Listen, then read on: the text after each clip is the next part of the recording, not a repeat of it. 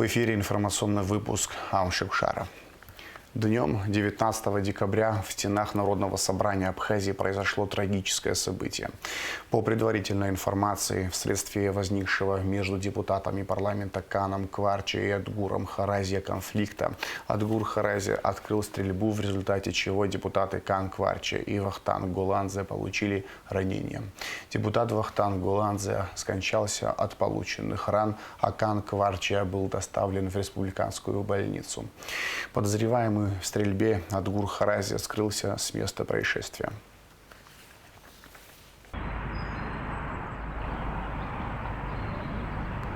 19 декабря в здании парламента произошла стрельба. По информации МВД, подозреваемый в стрельбе депутат Адгур Харазия скрылся с места происшествия. В результате двое депутатов Вахтанг Гуландзе и Кан Кварчи получили ранения. По сообщению Минздрава, Вахтанг Гуландзе от полученных ран скончался в республиканской больнице. Депутат Кан Кварчи получил ранение в руку и волосистую часть головы. Ему оказывают необходимую медицинскую помощь. Сейчас здание парламента оцеплено. На месте происшествия работает следственно-оперативная группа.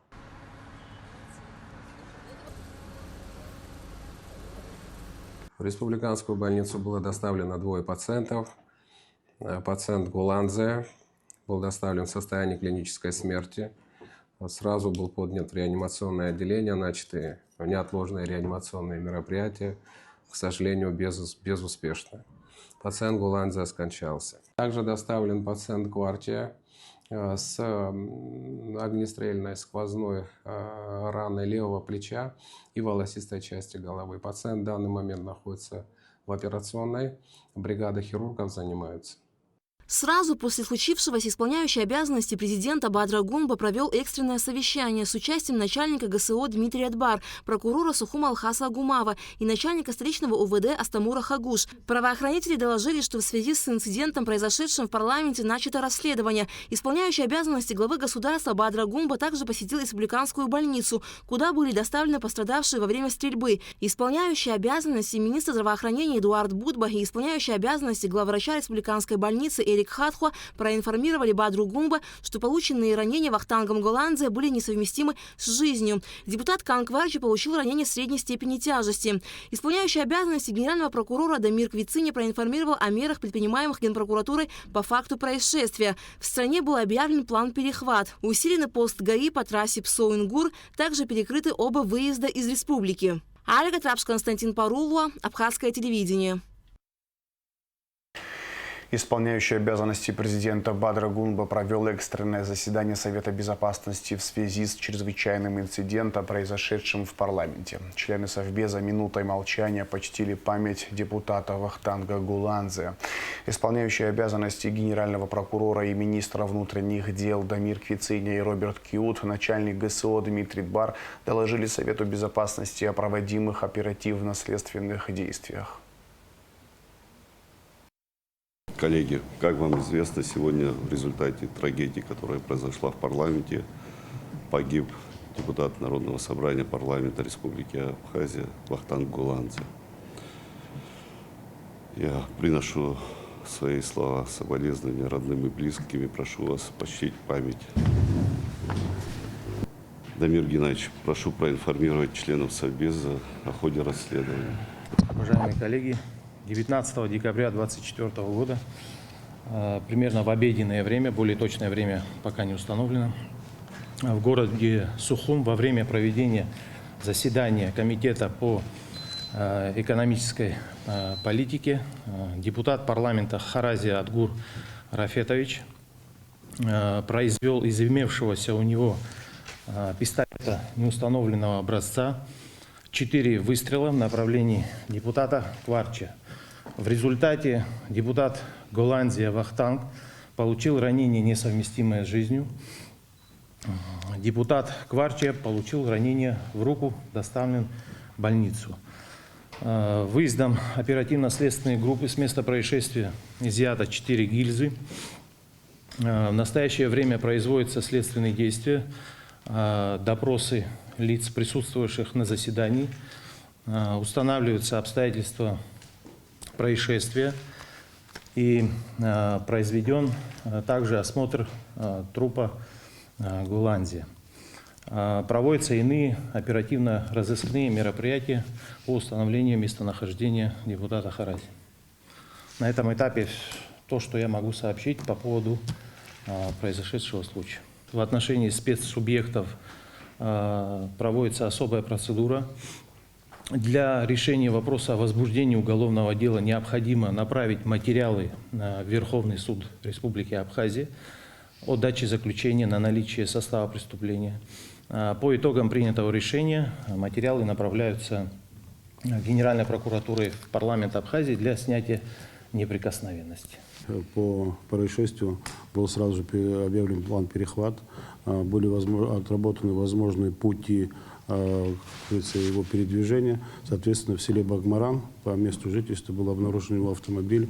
В доме никого нет, все пути отхода мы заблокировали. В принципе, проводим все необходимые оперативно-розыскные мероприятия в рамках нашей компетенции. Соответственно, как говорится, работу в полном объеме проводим. Сегодня в республиканскую больницу города Сухум доставлено 2 депутата парламента с огнестрельными ранениями. Первый депутат Голландзе Вахтанг в агональном состоянии был доставлен без признаков жизни. Реанимационные мероприятия в течение 30 минут, которые не увенчались успехом. К сожалению, Голландзе погиб от полученных ранений. Кварджа Кан с огнестрельным ранением нижней трети плеча, волосистой части головы. Не проникающее ранение, волосистой части головы. На данный момент проводится оперативное вмешательство. По завершении операции будет доложено, информирую дополнительно. Государственная служба охраны совместно с прокуратурой и Министерством внутренних дел проводит мероприятие в месте происшествия по поводу пистолета, который оказался внутри помещения, который находится под охраной Государственной службы охраны. Мы можем информировать так, что все депутаты парламента являются спецсубъектами, и мы не имеем права досматривать депутатов парламента на предметы запрещенных веществ и огнестрельного оружия, и поэтому мы не можем сказать происхождение, как попал пистолет в зал заседания. По поводу этого, я думаю, что сотрудникам прокуратуры будут допрошены сотрудники Государственной службы охраны, и уже все обстоятельства будут более тщательно выяснены, что произошло в этот момент. На момент происшествия сотрудники охраны оказывали первую медицинскую помощь и помогали, то есть, депутатам парламента в доставлении в больницу, и, то есть, реагировали по факту. Все необходимые мероприятия оперативно-розыскного характера проводить в соответствии с законом. Весь перечень необходимого материала продолжить собирать, учитывая, что подозреваемый является спецсубъектом. Здесь необходимо в рамках закона выдержать все эти нормы и уже выйти в парламент с определенными понятными позициями. Значит, коллеги, силовики, информируют постоянно членов Совбеза в оперативном порядке. Значит, ход расследования я сам лично под моим контролем будем на постоянной связи осуществлять взаимодействие. Эдуард Валерьевич, состояние здоровья депутата, пострадавшего, держать на контроле в случае необходимости. Если будет такая необходимость вывести за пределы, вы нас информируете, мы окажем тоже содействие. Будет сделано. Депутаты Народного собрания безоговорочно осуждают инцидент в парламенте, имевший место 19 декабря. Депутаты выражают глубокие соболезнования родным и близким погибшего коллеги Голландзе Вахтанги Владимировича. Депутаты парламента заверяют, что будут действовать в рамках законодательства Республики Абхазия. Безвременный уход из жизни Вахтанги Голландзе – невосполнимая утрата для его коллег и друзей, говорится в соболезновании народных избранников. О состоянии здоровья депутата Кана Кварча к вечеру 19 декабря рассказал дежурный врач, анестезиолог, реаниматолог республиканской больницы Аслан Мкелба. Состояние Кана Валерьевича удовлетворительно, жалоб активно не предъявляет, по параметрам стабильно. Планируем перевести в профильное отделение. Особой рекомендаций нет. Все идет по плану, лечение получает, препараты необходимые имеем. Конечности на месте, имеется перелом плечевой кости, в дальнейшем будем оперировать вторым этапом. Генпрокуратура Абхазии направит материалы в Верховный суд для получения заключения о наличии в действиях депутата Гадгура Харази состава преступления. По результатам заключения суда в парламент будет направлено представление о лишении неприкосновенности и даче согласия на возбуждение уголовного дела в отношении депутата Гадгура Харази. Открытие главной елки перенесено с 20 на 25 декабря. Такое решение было принято в связи с трагическими событиями в парламенте Абхазии. Об этом глава администрации столицы Беслан Эшба объявил на совещании в мэрии Сухума. Уважаемые коллеги, сегодняшнее наше совещание посвящено, во-первых, тому, что произошло чрезвычайное происшествие в городе Сухум. Погиб один из депутатов, наш коллег, депутатов Народного собрания, Вахтанг Гуландзе, другой депутат Кан Валерьевич Кварча ранен. В связи с этим, учитывая, что у нас открытие елки планировалось 20 числа, предлагаю обсудить и назначить другую дату. С учетом произошедшего, конечно, считаю невозможным проводить открытие елки буквально завтра. Да, это будет с нашей стороны неверно. По отношению к памяти того, кто трагически погиб в результате чрезвычайного происшествия. У нас с вами есть понимание, что можем открыть елку 25 декабря. Тогда прошу вас привести в соответствие все планы мероприятий. Завтра, чтобы вышло распоряжение, уже с учетом открытия елки 25 декабря. И тот план мероприятий, который представило Управление культуры, Управление образования, наше Управление молодежи и спорта. Мы все понимаем всю трагичность событий, но и в тот же момент понимаем, что все-таки детям, в первую очередь детям, надо организовать новогодний праздник. В Центре социально-экономических исследований прошел круглый стол о внутренней безопасности Абхазии. Темой обсуждения стала текущая ситуация в стране и последствия политического кризиса в контексте национальной безопасности. Участники круглого стола, депутаты парламента, ученые, общественные деятели, представители общественной палаты, политических организаций и СМИ. Репортаж Ульяны Рожковой. В нашей стране нет критического понимания событий, происходящих в мире, отметил, открывая круглый стол, руководитель ЦСИ Олег Домения. По мнению ученого, если вновь избранный президент пойдет по такому же пути, то Абхазия потеряет общество. Олег Домения считает, что стране нужны другие подходы и решения. Нужно здесь, с одной стороны, осмыслить, понять текущий момент, текущие наши условия, а с другой стороны, как выйти из этой ситуации и выйти на перспективе развития. Все-таки у нас дети растут, внуки растут. Все-таки мы на будущее рассчитываем. И кроме того, что я хочу сказать, момент, который мы переживаем, это не лучше, если не хуже, чем в августе 92 года. Тогда мы хорошенько ориентировались во внешнем мире и в себе ориентировались, потому что враг там, за Ингурой, он приближается к нам. А мы были едины. Угроза, которая чувствовалась, ощущалась каждым из нас, она объединяла нас. Абхазия маленькая страна. Абхазия – это немногочисленный маленький народ. Если мы не определим свои ориентиры, то мы не выживем.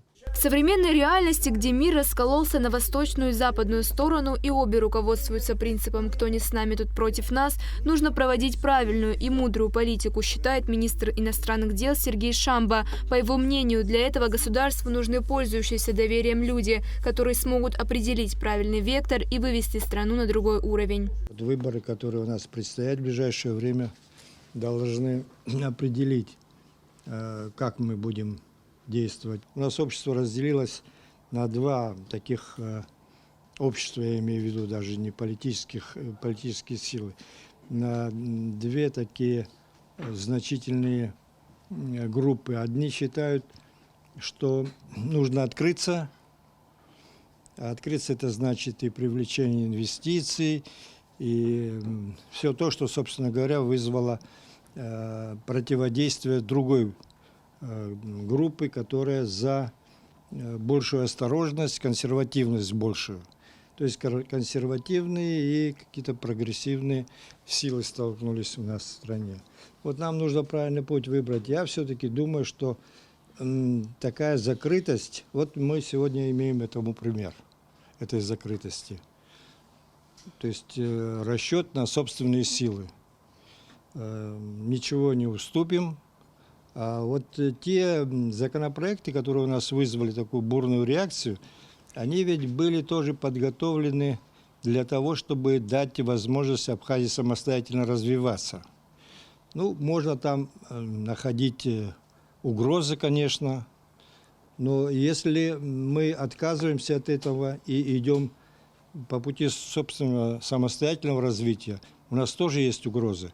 Нам нужно оценить, где у нас больше угроз. Нужно подчеркнуть, что сегодняшний кризис не первый, а очередной. И если и в будущем будет продолжена такая политика, то повторение сценария неизбежно. По мнению заместителя председателя общественной организации Айтгылара Ишсаукакалия, главной проблемой абхазского общества является его разделение, которое произошло еще много лет назад.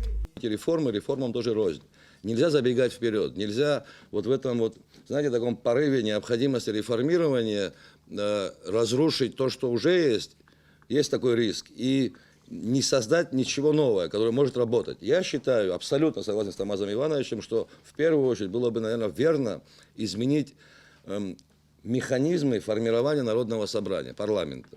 Я считаю, что вот в этой реформе необходимо было бы прописать и усилить контрольные функции парламента. Вплоть до того, что прямо указать конкретные даты, там в конце года или в начале года, конкретные даты и конкретных руководителей, которые были бы обязаны являться в парламент и отчитываться о проделанной работе. Безопасность нашего государства – это правильно выстроенные отношения с Россией, считает председатель Союза журналистов Абхазии Руслан Хашик. Национальные интересы обеих стран должны сочетаться.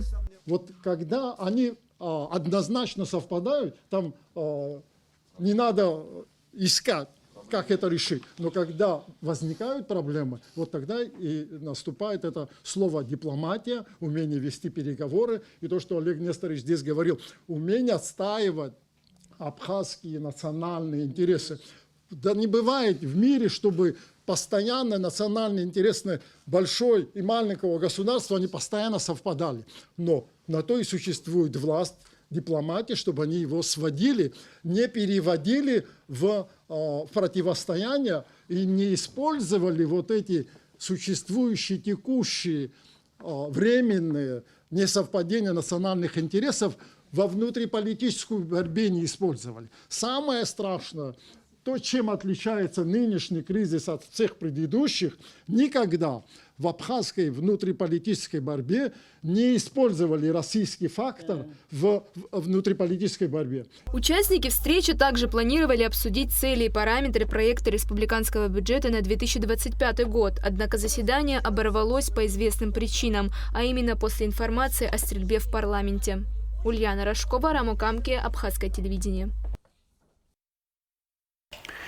Пресс-служба правительства сообщает, что исполняющий обязанности премьер-министра Абхазии Валерий Бганба 18 декабря был уведомлен группой журналистов о том, что они планируют посетить Джварское водохранилище на территории Грузии. В телефонном звонке руководству СГБ Валерий Бганба просил оказать им в этом содействие. В СГБ руководству правительства доложили, что готовы рассмотреть обращение в установленном порядке. При этом, по информации СГБ, никаких запросов к ним не поступало и никаких отказов не было. С момента функционирования Республиканского штаба по обеспечению энергетической безопасности и борьбе с незаконным присоединением к электрическим сетям, находящимся в ведении Черноморэнерго, правоохранительными подразделениями ГТК выявлены 8 фактов административных правонарушений. Обнаружено и изъято 66 единиц вычислительного оборудования и 17 единиц комплектующих. Все детали в материале Лауры Капш. Подразделениями Государственного таможенного комитета Республики Абхазия с начала 2024 года по настоящее время возбуждены 44 дела об административных правонарушениях. Обнаружено и изъято 548 единиц вычислительного оборудования. Из вышеуказанных дел 5 направлены в Сухумский городской суд на рассмотрение и 6 пересланы в транспортную прокуратуру. По остальным делам, находящимся в компетенции ГТК, осуществлено или осуществляется административное расследование. Вычислительное оборудование находится на хранении. Из указанных дел, направленных в транспортную прокуратуру, по 4 делам судами вынесено решение об конфискации и уничтожении. Так, конфисковано 18 единиц вычислительного оборудования и 6 единиц, комплектующих к нему, на общую сумму 1 миллион 694 700 рублей. Очень важно отметить также, что и по анализам выявления незаконного ввоза на территорию Республики Абхазия через государственную границу выделен тип автотранспортных средств, которым в силу конструктивных особенностей осуществляется незаконный ввоз путем его сокрытия. В связи с чем усилен контроль над данным типом автотранспортных средств, посредством чего они досматриваются более тщательно и менее имеется возможность для их перевоза и ввоза на территорию Республики Абхазия. С момента функционирования Республиканского штаба по обеспечению энергетической безопасности и борьбе с незаконными присоединениями к электрическим сетям, находящимся в ведении Черноморэнерго, правоохранительными подразделениями ГТК выявлены 8 фактов административных правонарушений. Обнаружено и изъято 66 единиц вычислительного оборудования и 17 единиц комплектующих. 6 декабря примерно в 17:30 на КПМ Мюссера остановлено автотранспортное средство марки Toyota Sequoia, которое впоследствии подвергнуто досмотру, где в багажном отсеке обнаружено и изъято 12 единиц вычислительного оборудования, составлен административный материал в отношении Асалбекова. Далее 10 декабря 2024 года примерно в 3 часа 30 минут на автовокзале ПСО подвергнуто досмотру автотранспортное средство марки Honda, в багажном отсеке которого обнаружено 4 единицы вычислительного оборудования и 9 единиц комплектующих, составлен административный материал в отношении Челакяна. 11 декабря 2024 года примерно в 16:30 в городе Сухум подвергнуто досмотру автотранспортное средство Volkswagen Transit. Там же в багажном отделении обнаружено изъято 12 единиц вычислительного оборудования, также составлен административный материал в отношении Тарасяна. 15 декабря этого года в нежилом помещении дома номер 4 по улице Кабардинская в городе Гагры обнаружены и изъяты 5 единиц вычислительного оборудования у гражданина Осия. 17 декабря по улице Эшба в городе Сухум подвергнуто досмотру автотранспортное средство марки BMW, в багажном отсеке которого было обнаружено и изъято 15 единиц вычислительного оборудования у гражданина Пищолина. Нужно отметить, что по этим фактам составлен административный материал. 17 декабря 2024 года примерно в 16 часов 00 минут в нежилом помещении дома номер 34 по улице Северная в городе Сухум обнаружены и изъяты 5 единиц вычислительного оборудования, составлен административный материал в отношении Удалия. Следует здесь также отметить, что у нас проводятся мероприятия по всей территории Республики Абхазия, в том числе и на границе, и на территории всех городов и районов. 17 декабря в подвальном помещении дома номер 50 по улице Черкесская в городе Сухум обнаружены и изъяты 19 единиц вычислительного оборудования и 8 единиц комплектующих у гражданина Тарба. Также 18 декабря в лесном массиве по улице Лакербая в городе Сухум обнаружены и изъяты 5 единиц вычислительного оборудования, которые были подключены к единому оператору передающих и распределительных сетей. Их принадлежность к лицу, совершившему административное правонарушение, устанавливается. Лаура Капш, Алексей Гухава, Абхазское телевидение. 23 аппарата по добыче криптовалют обнаружили сотрудники МВД Абхазии в Пицунде и Сухуми. Далее оперативная съемка МВД. В ходе проведения профмероприятий по выявлению фактов незаконной деятельности по добыче криптовалют сотрудники отдела милиции города Пицунда УВД по Гагарскому району совместно с райотделом службы госбезопасности Абхазии и инспектором РУП Черноморэнерго обнаружили 3 подключенных к энергосети майнинг-аппарата. Добычу криптовалют производил житель города Пицунда Кецба Даур Валикоевич, установив оборудование в чердачном помещении дома по улице Цитрусовый совхоз. Аппараты демонтированы и изъяты. В городе Сухум сотрудники УУР МВД реализовали поступившую оперативную информацию, в результате чего при участии приглашенных специалистов Таможенного комитета Абхазии изъяли 20 аппаратов по добыче криптовалют, принадлежащих Пищулину Игорю Георгиевичу. Часть оборудования была спрятана в лесополосе за частным домовладением по улице Лакирбая. Ранее при попытке транспортировать майнинг-аппараты на личном автомобиле последний был остановлен по улице Эшба. Зимние каникулы в школах Абхазии начнутся с 20 декабря. Решение распустить школьников на 5 дней раньше связано с похолоданием и ситуацией с энергоснабжением. Образовательное учреждение посетила наша съемочная группа. Репортаж Гугуцы в Иордании. Провести новогодний утренник среди начальных классов до отключения света сегодня было главной задачей в 6-й столичной школе. Несмотря на сложности, дети, родители и дирекция школы подготовились к празднику тщательно. Было, конечно, трудно, но мы заряжали колонку и так потихоньку проходили весь материал. Вообще, мы хотели сделать это чуть-чуть попозже, то есть там часа 4-3 где-то, но нам сказали то, что вы должны быть в школе в 8:30 ровно, потому что свет выключают, и лучше будет, если вы будете играть со включенным светом, будет удобнее всем. А еще главная задача в образовательном учреждении – согреть классы во время включения света, обеспечить водоснабжение школы и работу буфета. Наши работники буфета, им приходится приходить в час ночи, чтобы приготовить какую-то выпечку. Конечно, самая большая проблема – это проблема с водой, потому что, к сожалению, когда нет света, нет воды, а где 811 детей в школе числится, ходят где-то человек 700, у нас, в общем, хорошая посещаемость. И, конечно, нужна уборка, особенно влажная уборка, особенно санузлы. Здесь мы испытываем определенные трудности. Наш выпускник нашей школы, сегодня депутат парламента Инар Сацба, нам обещал подарить бак. Мы ждем этот бак, поставим его хотя бы для того, чтобы какую-то чистоту поддерживать, потому что чистота – залог здоровья. Свет дают всего лишь на 1:20. Школа успевает прогреться за ночь. Когда мы приходим с утра, она еще теплая, потом дают свет, согревается, но уже где-то к часу дня школа остывает. Тут отопление, да? Да, отопление. Включает у нас сторож, который проходит по классам, включает отопление рано утром. Мы разрешили детям ходить в школу без формы, тепло одеваться, одевать теплые брючки, теплые кофточки. Уроки проходят в штатном режиме. Единственное, мы не можем пользоваться интерактивной доской, потому что нет света. А так, в общем-то, мы даже особо от программы не отстали. На неделю раньше мы отпускаем наших детей.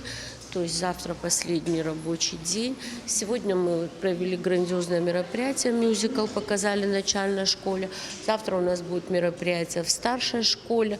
Новый год – это такой праздник, которого нельзя лишать детей, поэтому мы постарались создать для них праздничную обстановку, украсили школу, заготовили для них какие-то подарки, позвали Дед Морозов.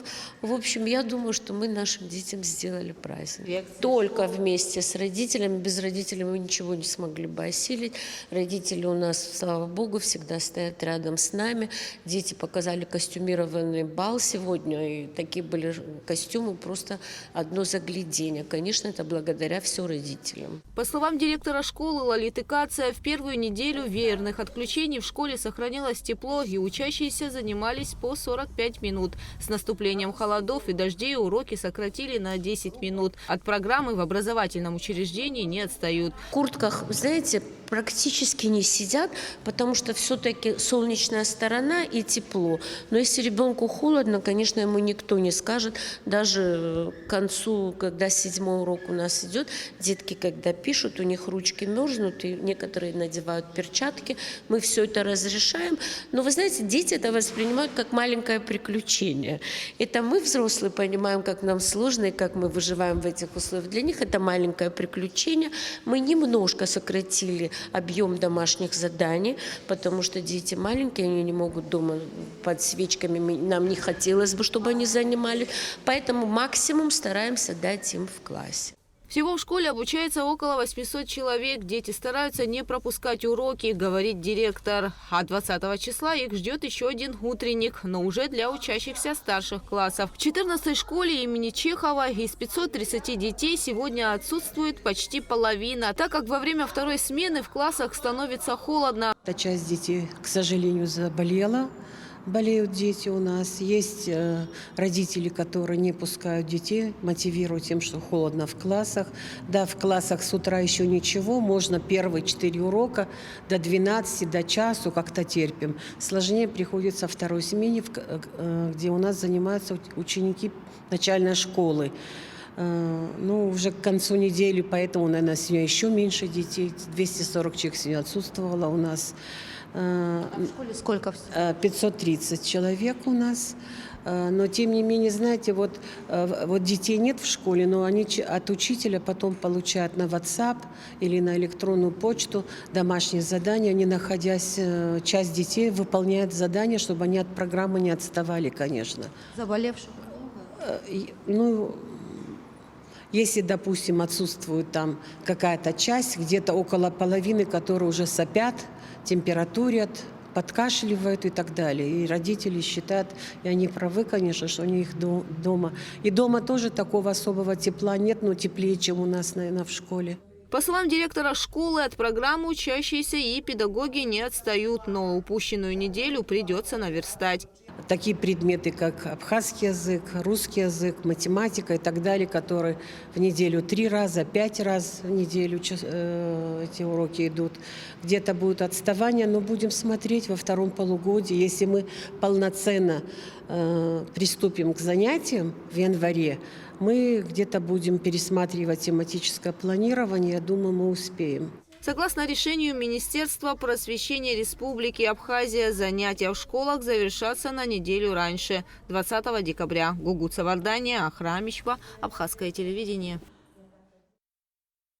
Мерхиульский источник в ближайшее время обретет новый вид. На объекте ведутся ремонтно-восстановительные работы за счет средств администрации Гулрипского района. Сметная стоимость проекта 3 миллиона рублей. Также для повышения эффективности работы ЖКХ районом приобретена спецтехника, построен новый гараж. Шазина Ханагу расскажет подробнее. Визитная карточка Гулрипского района «Мерхиульский источник» широко известен среди местных жителей и туристов. Ведь минеральная вода, которая вытекает из подземных глубин, оказывает благоприятное воздействие на организм человека, улучшает общее самочувствие и способствует активации обменных процессов. Исследования показали, что она содержит разнообразное количество микроэлементов – натрий, калий, кальций, магний, алюминий, хлор, фтор, сульфат, гидрофосфат. Вода поступает из скважины глубиной 100 метров, а ее температура постоянная в течение всего года и составляет около 18 градусов. Считается, что она обладает лечебными и профилактическими свойствами, помогает выводить камни и песок из почек. Решение о проведении ремонтно-восстановительных работ было принято руководством района. По поручению главы мы приступили к работам на источнике Мерхиул. Пришли к тому, что мы должны восстановить источник, потому что дать ему надлежащий вид, так как сюда ежегодно летом, зимой, без разницы приезжают туристы, чтобы здесь было все красиво, чтобы это была визитная карточка Гулрипского района, чтобы людям было приятно сюда приходить. Вода, откуда течет, мы это не будем трогать. Сметная стоимость проводимых работ – 3 миллиона рублей. На данный момент завершается замена кровли. Процедуры по восстановлению самого строения будут проводиться дальше. Мы заказали забор в России. Сегодня-завтра должны его привезти. Мы его установим сразу же, как получим. Но есть некоторые нюансы из-за погодных условий. Мы не можем успеть, потому что дожди идут, а это мешает нам заливкам, некоторым таким работам. Дальше мы приобрели очень красивые деревья, насаждения. Будем здесь высаживать, сделаем парковую зону, лавочки. Для поддержания в любом населенном пункте порядка и чистоты необходим не только человеческий ресурс, но и специализированная коммунальная техника, которая облегчает труд и делает услуги более качественными и эффективными. Безусловно, невозможно переоценить роль коммунальной спецтехники в сфере ЖКХ. Для оказания своевременной помощи населению администрации Гулрипского района за 1,5 года было приобретено 14 единиц техники. Мы приобрели новый фронтальный погрузчик, мы приобрели 2 КАМАЗа, Один на базе Урала большой, чтобы он мог в реки заезжать. Один для таких работ, чтобы он мог там по трассе, грубо говоря, выполнять. Фронтальный погрузчик мы приобрели для того, что когда было наводнение, вы помните, в мае или в июне, если память не изменяет, нам люди, которые были без различных ситуаций, поставили технику разных видов. И нам та ситуация показала, что какой вид техники нам необходим, и мы его приобрели. Завершены работы по укладке брусчатки в парке перед администрацией. Впереди Новый год, и мы хотим создать все комфортные условия для того, чтобы люди, когда будут праздновать Новый год, чтобы комфортно могли передвигаться по территории парка, чтобы не было никакой грязи и тому подобное. Следует отметить, что в ЖКХ Гулрыбшского района обновляется не только парк спецтехники. Здесь построен новый гараж. Старое здание для спецмашин было построено во времена Советского Союза. Его размеры не соответствовали запросам новой техники. Также в районе модернизируют систему сбора бытовых отходов. Сегодня мы купили больше 120-140 контейнеров кубовых. Купили 2 новых мусоровоза на базе КАМАЗ заднезагрузочных, которые будут именно обслуживать кубовые контейнеры. Ждем 3-ю машину, которая приедет либо в декабре, либо в 2025 году. Приедет 3-я машина, потому что она необходима. Открытые контейнеры большого объема привлекают домашний скот, что приводит к разбрасыванию мусора и создает опасность для животных. Новые контейнеры оснащены крышками для предотвращения этих проблем.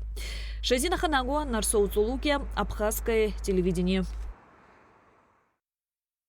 С 19 декабря Ритинский реликтовый национальный парк снова открыт для посетителей. Зимняя сказка ждет всех гостей и жителей страны. Ранее, 17 декабря, парк был закрыт из-за снегопада и схода лавин.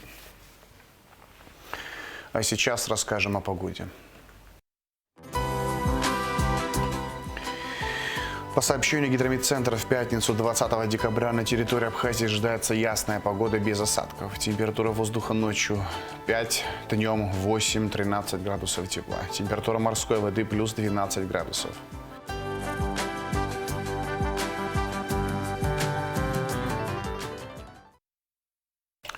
На этом информационный выпуск Амщик Шара подошел к концу. Всего хорошего, до встречи в эфире.